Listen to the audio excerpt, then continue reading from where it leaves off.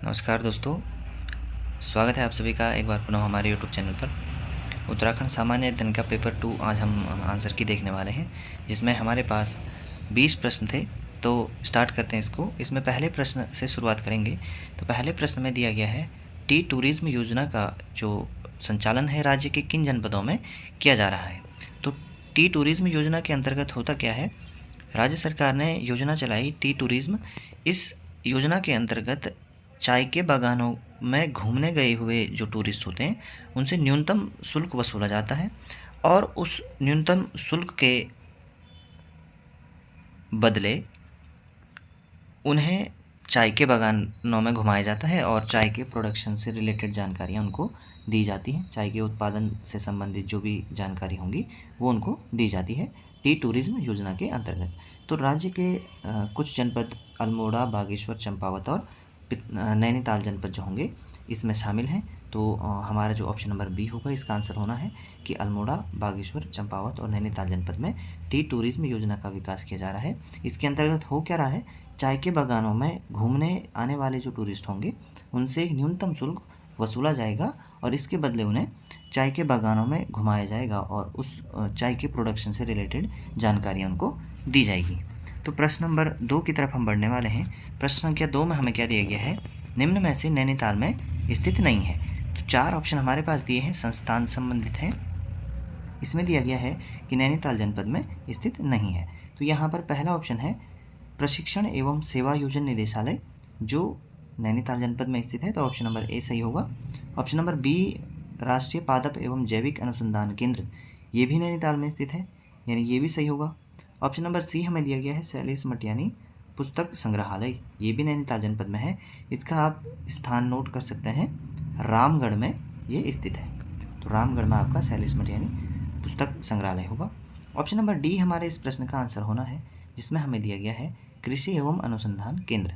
तो कृषि एवं अनुसंधान केंद्र कहाँ पर है, तो ये चंपावत जनपद में सुई चंपावत लोहाघाट क्षेत्र में ये स्थित है। तो दूसरे प्रश्न में हमें दिया गया था नैनीताल में कौन सी चीज़ यहाँ पे नहीं है, कौन सा संस्थान नहीं है। तो कृषि एवं अनुसंधान केंद्र सुई चंपावत में स्थित है।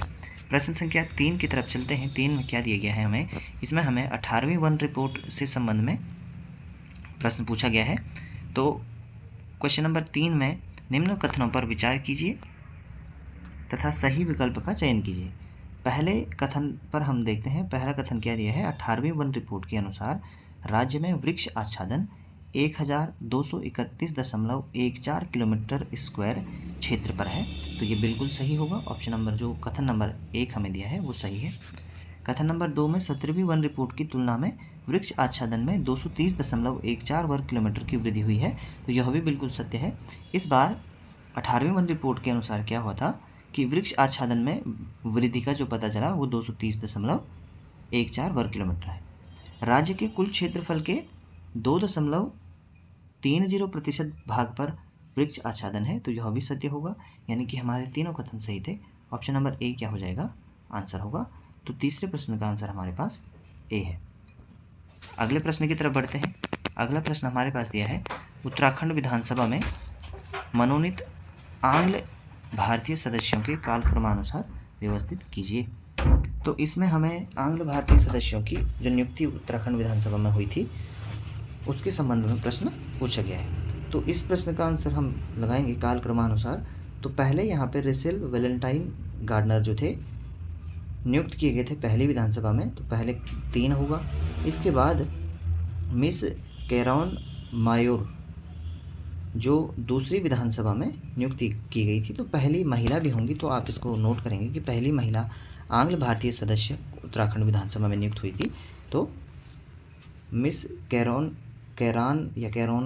होना था, ये कैरॉन म्योर होना था इनका नाम। तो दूसरे नंबर पे होंगी। तीसरे नंबर पे फिर से आपके तीसरे नंबर पे तीसरी विधानसभा में आर.वी. गार्डनर फिर से, यानी कि रेचेल वैलेंटाइन गार्डनर को फिर से नियुक्त किया जाता है। तो 2 के बाद 4, यानी कि फिर से वो आएंगे। और इसके बाद जो चौथी विधानसभा होगी उसमें जॉर्ज इवान ग्रेगोरी। तो ये हमारा क्रम बनेगा 3, 2, 4 और 1। तो 3, 2, 4, 1 को हम ऑप्शन में देखेंगे कौन से ऑप्शन में है? तो ऑप्शन नंबर सी इसका आंसर हो जाएगा, जो आंग्ल भारतीय सदस्य नियुक्त किए जाते हैं विधानसभा में। अब वर्तमान में विधानसभा में आंग्ल भारतीय सदस्यों की नियुक्ति को समाप्त कर दिया गया है। जो प्रावधान भारतीय संविधान में था उसको 104वें संविधान संशोधन के द्वारा 2019 में समाप्त कर दिया गया था। तो अब विधानसभा में जो एक सदस्य की नियुक्ति होती थी वो नहीं हो पाएगी। इससे पहले उत्तराखंड में 71 विधानसभा सीटें होती थी, अब कितनी हो गई हैं? 70 विधानसभा सीटें हो गई। तो अगले प्रश्न की तरफ बढ़ते हैं। 5वें प्रश्न में हमें पूछा गया है, प्रथम निर्वाचित मुख्यमंत्री नारायण दत्त तिवारी किस विधानसभा क्षेत्र से निर्वाचित हुए थे? तो इस प्रश्न का आंसर होगा रामनगर विधानसभा क्षेत्र। रामनगर विधानसभा क्षेत्र से मुख्यमंत्री नारायण दत्त तिवारी का चयन हुआ था। 14 फरवरी सन 2002 को उत्तराखंड में पहली बार चुनाव हुए थे। निर्वाचित मुख्यमंत्री नारायण दत्त तिवारी थे। आपको यह भी ध्यान रखना है, कुमाऊं क्षेत्र की एकमात्र विधानसभा सीट जो गढ़वाल संसदीय क्षेत्र के अंतर्गत आती है वह भी रामनगर की जो है, नैनीताल के रामनगर जो क्षेत्र है वही है। तो 5वें प्रश्न का आंसर हमारे पास ऑप्शन नंबर बी होगा। अगले प्रश्न की तरफ बढ़ते हैं। प्रश्न संख्या 6, जिसमें दिया गया है 2006 के परिसीमन के बाद पर्वतीय क्षेत्र की किन विधानसभा सीटों को समाप्त कर दिया गया था? तो इसका हमें एनालिसिस करना होगा। इसमें क्या था कि 2006 के परिसीमन के पश्चात पर्वतीय क्षेत्र की 6 विधानसभा सीटों को समाप्त कर 6 विधानसभा सीटें मैदानी जनपदों में बनाई गई थी। तो इसमें हमारे पास थलीसेण पहली ये पौड़ी जनपद में थी, तो इसको समाप्त किया गया था। इसके साथ में धूमाकोट सीट आपको याद रखनी है, जो पौड़ी जनपद की थी, उसे भी समाप्त किया गया था। दूसरे हमारे पास भिकियासैन है, भिकियासैन जो अल्मोड़ा जनपद में पड़ेगा, इसको भी समाप्त कर दिया गया था। और यहाँ पे ऑप्शन नंबर जो 4 है वहाँ पर कनाली छीना जो पिथौरागढ़ जनपद में है उसको भी समाप्त कर दिया गया था।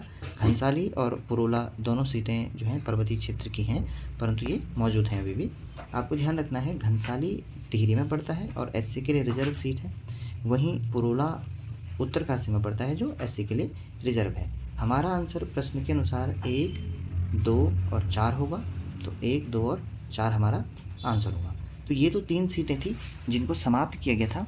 इसके अलावा 3 सीटें आपको नोट करनी है, जिसमें हमारे पास नंदप्रयाग सीट चमोली की होगी और कांडा बागेश्वर की, और धूमाकोट में आपको बता चुका हूँ पौड़ी जनपद की होंगी।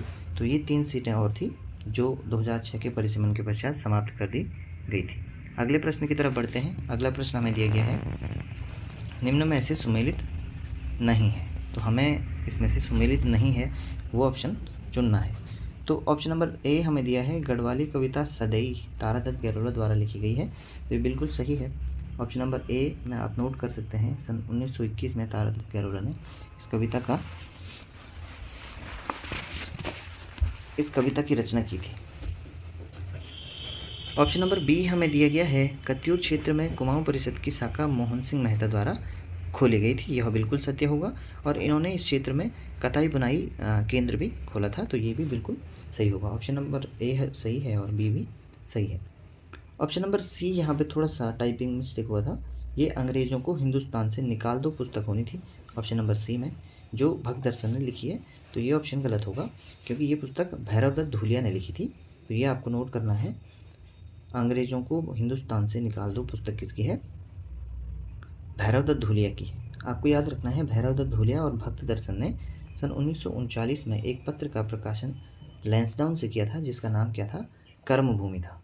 तो कर्मभूमि समाचार पत्र लैंसडाउन से निकाला गया, भक्तदर्शन और भैरवदत्त धूलिया ने निकाला।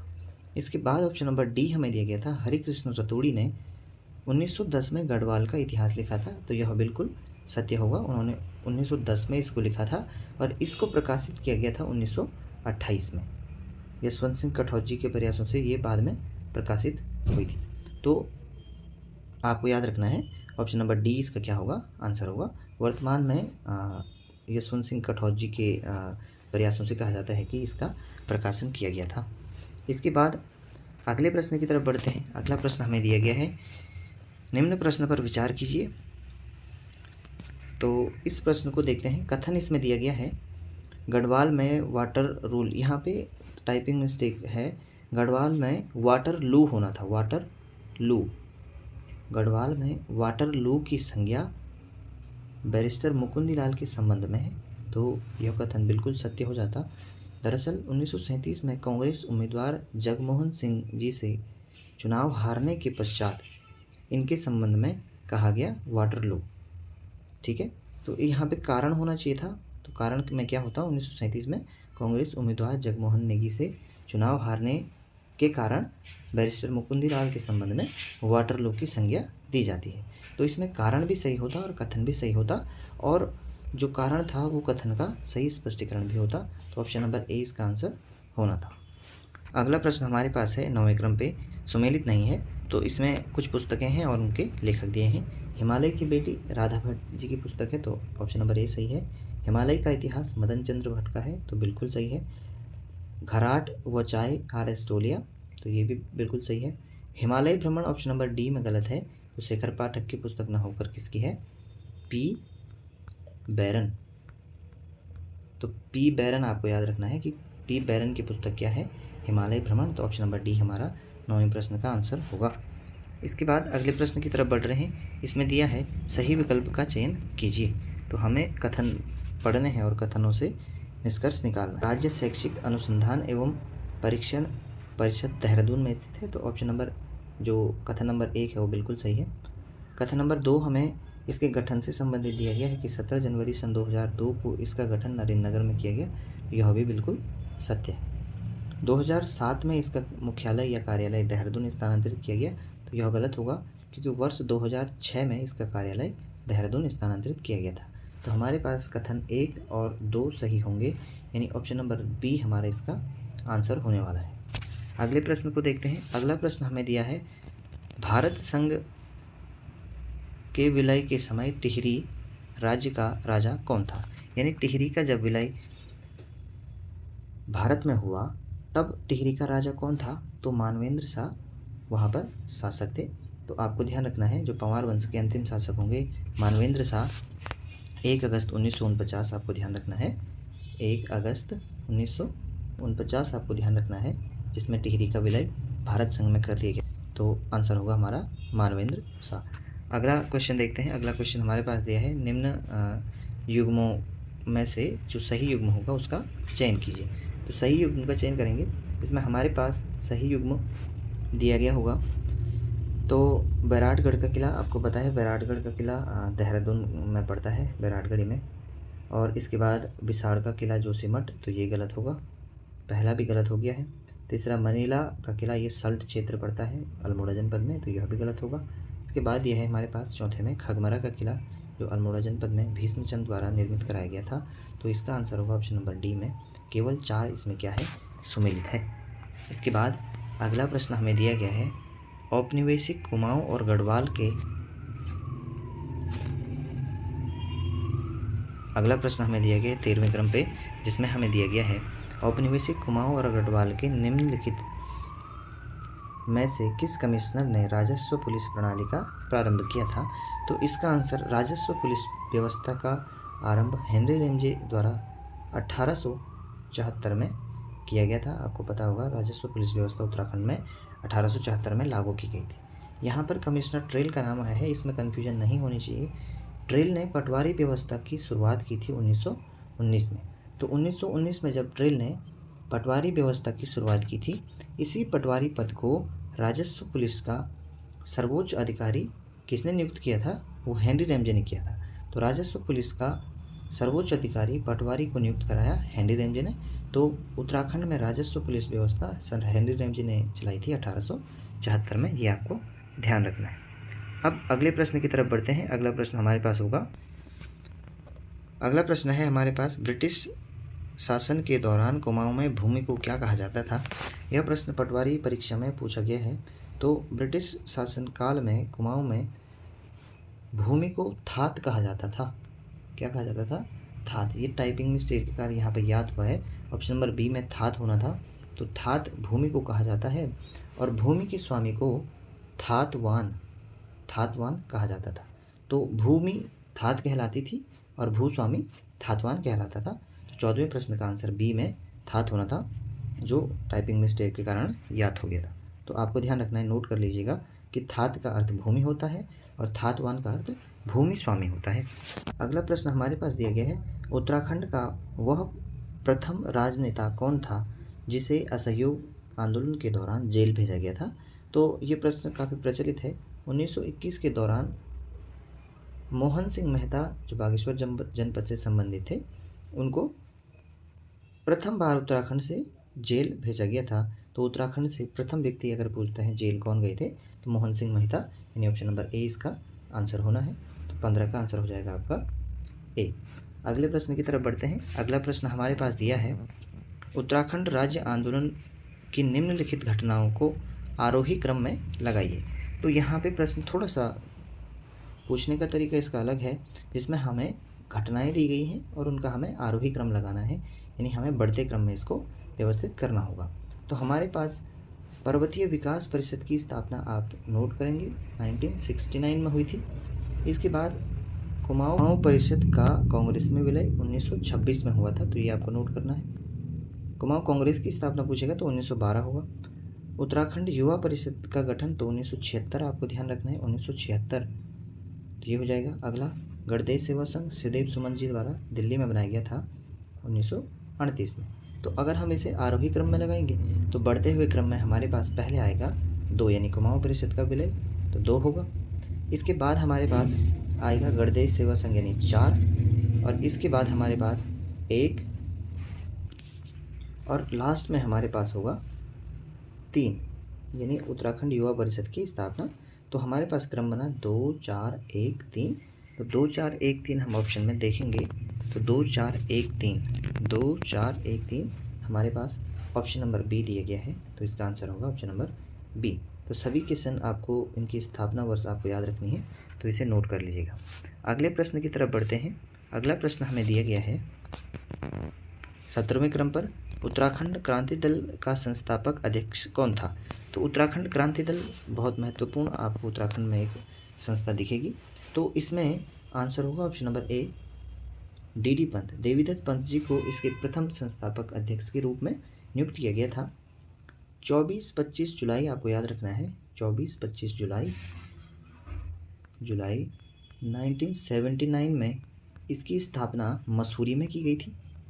मसूरी में उत्तराखंड क्रांति दल की स्थापना की गई थी। आपको ध्यान रखना है, पर्वतीय जन विकास समिति जो 1950 में नियुक्त की गई थी, उस समिति के अधिवेशन में उत्तराखंड क्रांति दल का गठन किया गया था। तो ये आपको रखना है। संस्थापक इसके होंगे अध्यक्ष डी पंत जी, तो ऑप्शन नंबर ए इसका आंसर होगा। अगले प्रश्न को देखते हैं। अगला प्रश्न हमारे पास है, उत्तराखंड के किस जिले का क्षेत्रफल सर्वाधिक है। तो ये प्रश्न बड़ा इजी है, ऑप्शन नंबर बी इसका आंसर चमोली हो जाएगा, जिसका क्षेत्रफल आपको पता है 80-30 यानी 8030 किलोमीटर स्क्वायर है। उत्तरकाशी का क्षेत्रफल आपको याद रखना है 80-16 किलोमीटर स्क्वायर है। देहरादून का आपको लिखना है 30-88 किलोमीटर स्क्वायर, और हरिद्वार का आप लिखेंगे 23-60 किलोमीटर स्क्वायर। तो उत्तराखंड के जनपदों के क्षेत्रफल आप सभी को तैयार करने हैं। हो सकता है प्रश्न इसके क्रम को लगाने में आए कि आरोही क्रम और अवरोही क्रम पूछा जा सकता है, तो सभी जनपदों के क्षेत्रफल आपको याद रखने हैं। अगले प्रश्न की तरफ हम बढ़। तो 19वां प्रश्न हमारे पास थोड़ा अलग प्रकार का प्रश्न है, जिसमें ग्रेगोरियन कैलेंडर के आधार पर जनवरी, जुलाई, दिसंबर और जून दिया गया है, और शक संवत के आधार पर जो है इनके नाम दिए गए हैं। तो यहाँ पर हमें ध्यान रखना है, इस प्रकार का प्रश्न हो सकता है आयोग कभी उठाए, कि जिस प्रकार से आयोग संस्कृति से संबंधित प्रश्नों को उठा रहा है, तो हो सकता है। तो हम जनवरी जो है, जनवरी को पोष से मिलाएंगे, क्योंकि दरअसल जनवरी को माघ का महीना कहा जाता है, परंतु शक संवत 15 तारीख से 15 के मध्य चलता है। तो हम ऑप्शन के आधार पे इसको करने वाले हैं। तो जनवरी को पोष का महीना यानी 2 पे जोड़ा जाएगा। जुलाई हमारे पास क्या होगा, तो जुलाई हमारे पास आषाढ़ का महीना कहलाता है, तो ऑप्शन नंबर ए इसका सही होगा। दिसंबर को हम मांगसीर यानी 4 से, और जून को ज्येष्ठ से जोड़ेंगे। तो हमारे पास कोड क्या बनेगा, जनवरी का 2, फिर 1, उसके बाद हमारे पास होगा 4, और फिर होगा हमारे पास 3।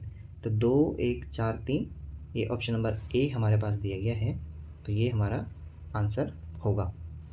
तो अगले प्रश्न की तरफ बढ़ते हैं, जो आज का अंतिम प्रश्न होने वाला है। तो इस प्रश्न में क्या दिया गया है, उत्तराखंड की पहली या उत्तराखंड में सबसे पुरानी परियोजना ग्लोगी जल विद्युत परियोजना की जो शुरुआत हुई थी वो कब हुई थी। तो ग्लोगी जल विद्युत परियोजना मसूरी में स्थित है। आपको ध्यान रखना है, उत्तर भारत की ये पहली जल विद्युत परियोजना थी जो कीर्ति शाह के शासनकाल के दौरान बनाई गई थी। 1907 में इसकी स्थापना हुई थी और 1909 इसका आंसर हमें ऑप्शन नंबर डी, ऑप्शन इधर उधर हो गए हैं इसमें, ज़रा ध्यान रखिएगा। ऑप्शन नंबर डी इसमें क्या दिया गया है, 1909 में इसकी शुरुआत हुई थी। तो इस प्रश्न का आंसर होगा ऑप्शन नंबर डी में दिया गया 1909। आपको ध्यान रखना है कि 1907 में इस परियोजना की स्थापना हुई थी और 1909 में यहाँ से जल विद्युत जो परियोजना थी उससे बिजली उत्पादन 1909 में शुरू किया गया था। तो इसका आंसर होगा ऑप्शन नंबर डी में रखा गया 1909। तो आपको उत्तर भारत की पहली जल विद्युत परियोजना पूछेगा, ग्लोगी जल विद्युत परियोजना। आप लिखेंगे 3.5 मेगावाट की ये जल विद्युत परियोजना है। भट्टा फॉल जो नदी है, भट्टा नदी मसूरी के आसपास पड़ती है, उस पर ये बांध बनाया गया है। तो ये आज के 20 प्रश्न हमने देखे। तो सभी का हमने सॉल्यूशन देखा। आपको वीडियो पसंद आया होगा तो चैनल को सब्सक्राइब कीजिएगा, लाइक कीजिएगा, कमेंट कीजिएगा, शेयर करना चैनल को ना भूलें कि अधिक से अधिक लोग इस सीरीज़ से जुड़ पाएँ। हम इस सीरीज़ के माध्यम से निःशुल्क 20 नंबर का जो पेपर है प्रतिदिन उत्तराखंड सामान्य अध्ययन का उपलब्ध कराते हैं। तो आप सभी चैनल से जुड़े रहें। धन्यवाद।